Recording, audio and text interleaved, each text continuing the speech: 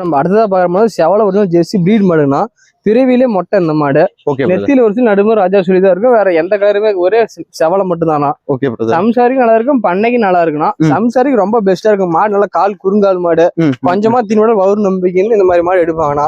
நல்லா பைசெட்டு காம்பு வருஷம் ஊசி காம்பு பீசறது நல்லா இருக்கும். நல்லா நம்ம மட்டி சொரக்கும் போது தான் காம்பு நல்லா தடிக்க சின்ன காம்பா தெரியும். மட்டி சொரக்க தான் காம்பு நல்லா தடிக்கணும். நல்லா பைசெட்டான மாடுனா நல்லா இன்னும் 10 நாளும் 14 நாள் டைம் எடுத்துக்கும்.